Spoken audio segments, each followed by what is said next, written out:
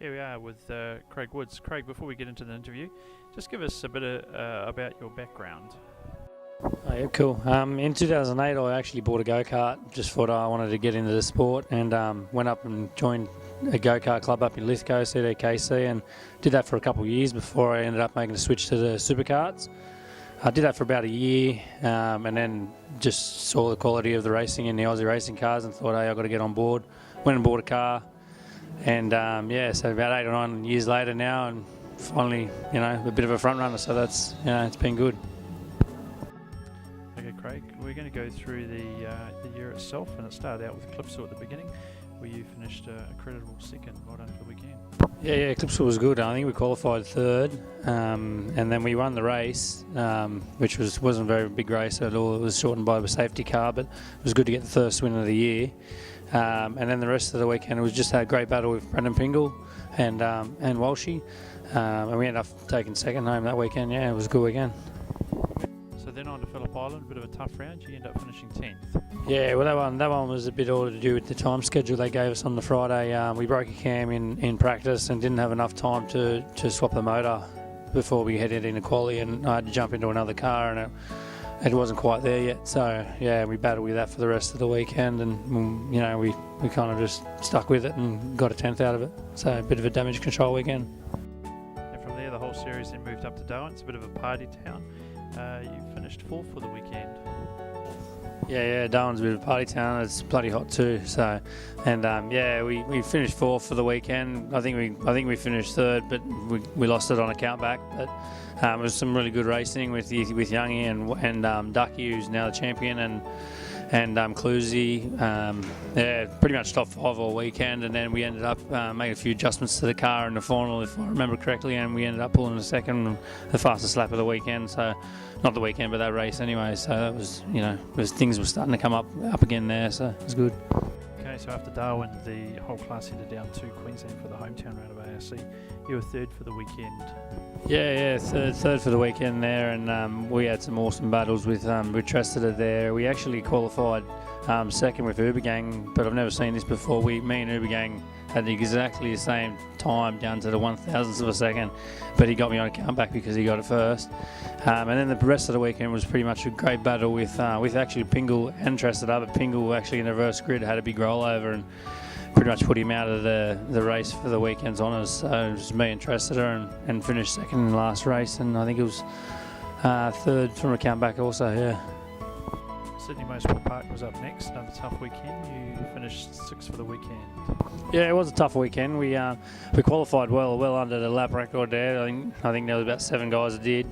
Qualified, I think, 4th, and we actually won the first race, and the second race was a non-event due to a safety car on the first lap, and then the heavens opened, and things just went downhill from there. We had some carby problems and a bit of a spin. My fault having a spin at turn 2, and it just went downhill from there. So yeah. So from there we packed up and we headed across the Tasman to Hampton Downs.